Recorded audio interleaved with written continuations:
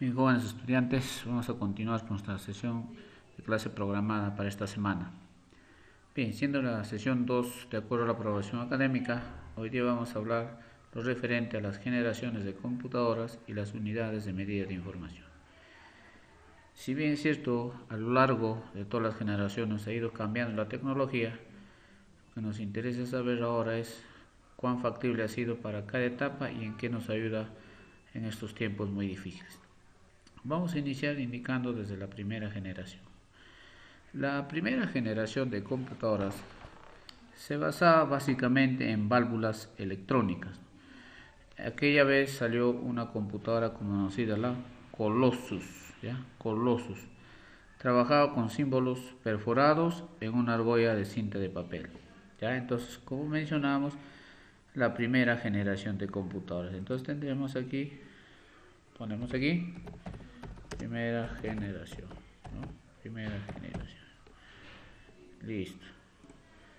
Ya, vamos a ir indicándolos de acuerdo al proceso. Entonces decía que trabajaba con computadoras como la Colossus. Ahora vamos a ir mostrando las computadoras de primera generación. Listo. Para que tengamos la referencia del caso y sigamos avanzando. Ya ahí está, ¿no? Más o menos así. Ahí está la primera. Vamos a ir reconociendo, ordenándolos y clasificándolos.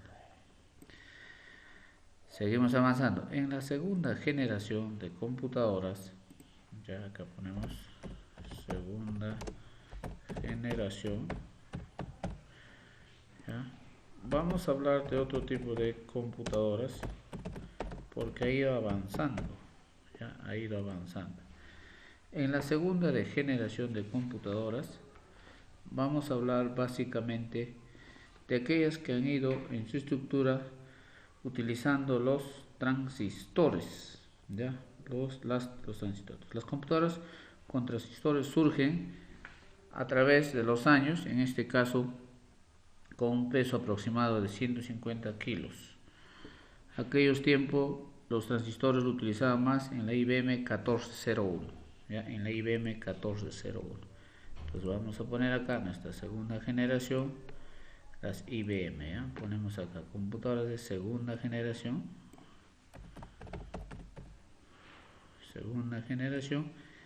y básicamente se está hablando de las IBM, así como están viendo acá ustedes, la IBM. Entonces, y así he ido avanzando de generación en generación. Podemos mencionar, por ejemplo, lo que sigue, la tercera generación.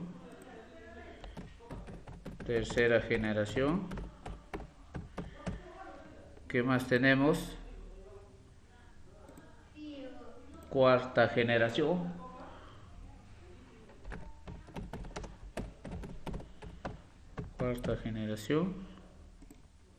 ¿Ya?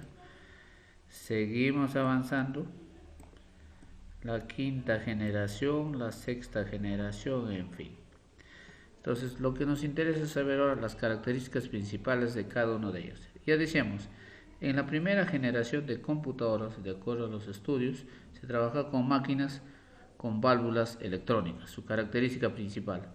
En la segunda generación estamos hablando, hace un momento, de acuerdo a la estructura lógicamente de los transistores, ¿ya? De los transistores. En la tercera generación se está hablando de los circuitos integrados.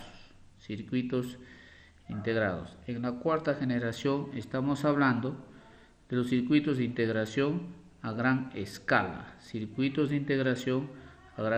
Los LSI. Estaríamos hablando en la cuarta generación. En la quinta estamos hablando también de circuitos, pero la ultra generación a gran escala.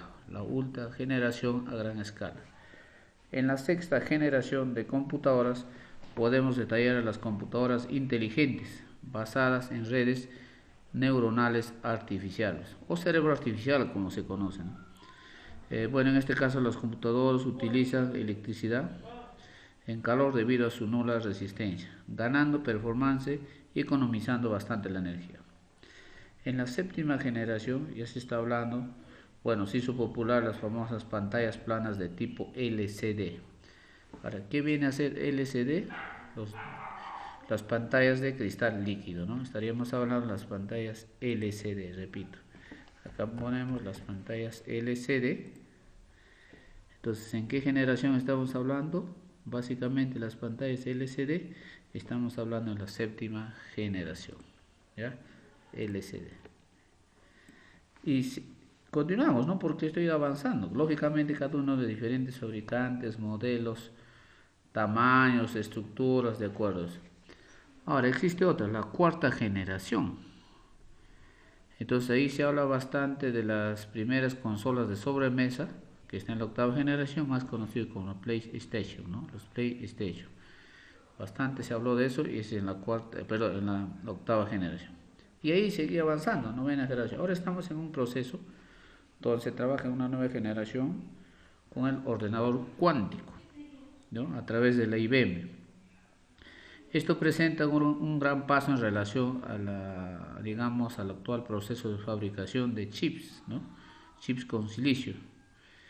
En este caso se menciona que debe alcanzar el máximo de su limitación física entre el procesamiento de 10 y 20 años. El ordenador cuántico usa, en su lugar de los tradicionales microprocesadores de chips de silicio, un dispositivo basado en propiedades físicas de los átomos. Por eso se dice ordenador cuántico. Entonces estábamos mencionando de varias generaciones y hemos llegado a ¿qué?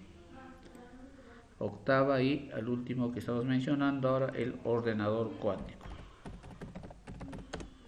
Ordenador cuántico, como ustedes pueden ver ahí.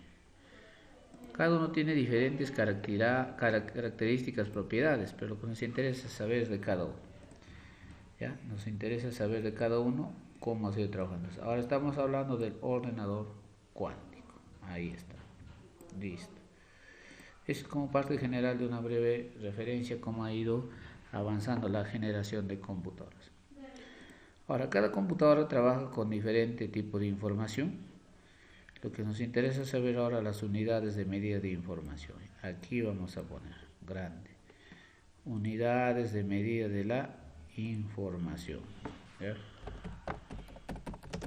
Unidades de medida de la información. Listo. Hay muchísimos, vamos a ir mencionando de uno a uno. Por ejemplo, tenemos el bit. Ya tenemos el bit. Ahí está, con primera unidad, vamos ubicándolo. Después tenemos el byte. Ya, después tenemos el byte.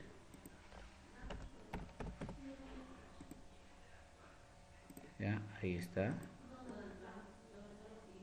Bit, byte. Seguimos avanzando. Tenemos el kilobyte. Kilobyte. Ya, seguimos ordenando. Luego tenemos el megabyte. Luego tenemos el megabyte. Seguimos avanzando.